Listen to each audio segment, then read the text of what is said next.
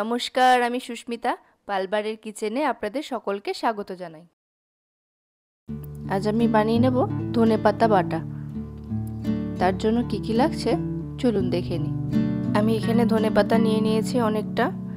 নিয়েছি রসুন, কাঁচা লঙ্কা, কালো জিরে, লবণ। এরপর আমি কড়াই বসিয়ে দিয়েছি। শুকনো খোলায় আমি রসুনগুলোকে এরকম হালকা করে ভেজে নেব। রসুনটা দিয়ে এপিট ওপিট নাড়াচাড়া করে রসুন যখন লাল লাল হয়ে আসবে তখন আমি দিয়ে দেব কাঁচা লঙ্কা। এবার রসুন আর কাঁচা লঙ্কাটাকে ভালো করে ড্রাই রোস্ট করে নেব। রসুন আর কাঁচা লঙ্কা বেশ অনেকটাই লাল হয়ে গেছে। এই সময় আমি দিয়ে দেব কালো জিরে। এবার সব কিছু আবারও ভালো করে নাড়াচাড়া করে রোস্ট করে নেব।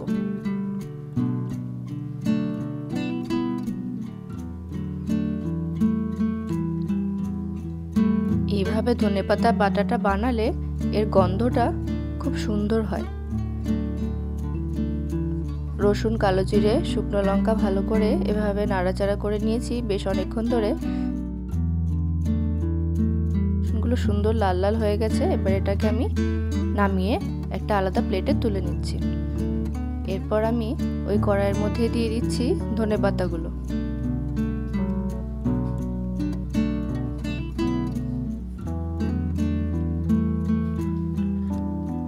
ধনেপাতাগুলো দিয়ে দিয়েছি। এবার আমি দিয়ে দেবো পরিমাণ মতো লবণ। লবণটা দিয়ে এবার ধনেপাতাগুলো ভালো করে নাড়াচাড়া করে একটু ঢাকা দিয়ে রাখবো নরম হওয়ার জন্য।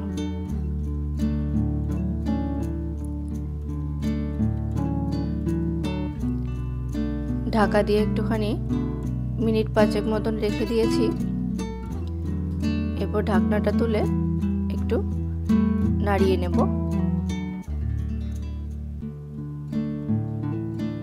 ঢাকনাটা তুলে এবার একটু ভালো করে নাড়াচাড়া করে নেব। দেখুন কতটা মজে গেছে ধনেপাতাটা।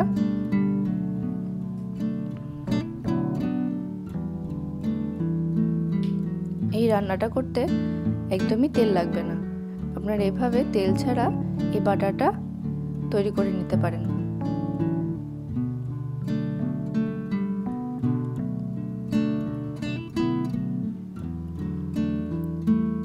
বেশ অনেকক্ষণ সময় নিয়ে ধনেপাতাগুলোকে আমি এভাবে ভাজা ভাজা করে নিয়েছি।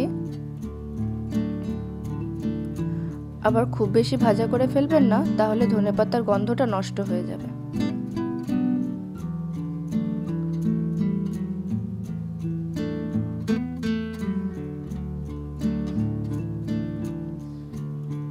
ধনেপাতাটা সুন্দর করে ভাজা হয়ে গেছে। এবার আমি এটা নামিয়ে নেব।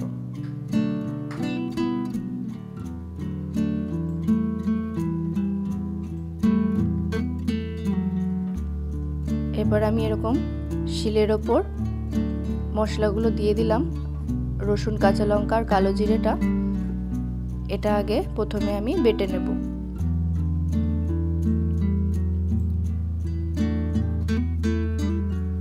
রসুন, কালো জিরে, কাঁচা লঙ্কাটা এভাবে আমি বেটে নিয়েছি।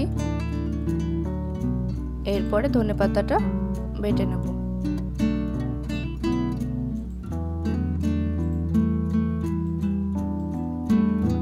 এরপর ধনেপাতা দিয়ে দেব। দিয়ে এবার ভালো করে ধনেপাতাটাও বেটে নেব।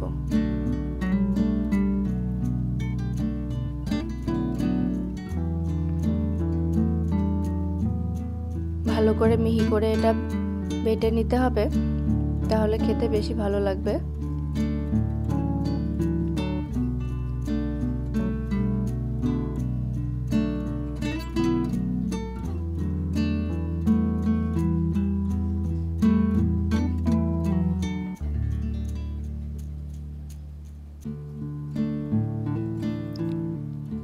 ধনেপাতাটা বাটা হয়ে এসেছে। আজকের এই রান্নাটা খুব চটজলদি তৈরি হয়ে গেছে। বাড়িতে আপনারা এভাবে বানিয়ে ফেলতে পারেন, খুব তাড়াতাড়ি গরম গরম ভাতের সাথে এই ধনেপাতা বাটা খেতে অসাধারণ লাগে।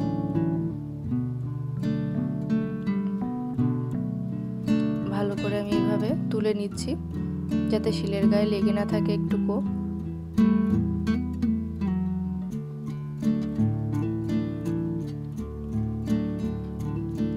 তৈরি হয়ে গেছে ধনেপাতা বাটা।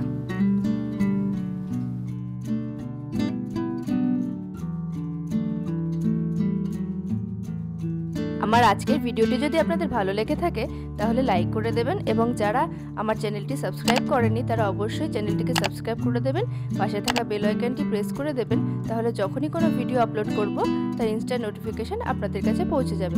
আজ তাহলে এই পর্যন্তই। ভালো থাকবেন, সুস্থ থাকবেন, নমস্কার।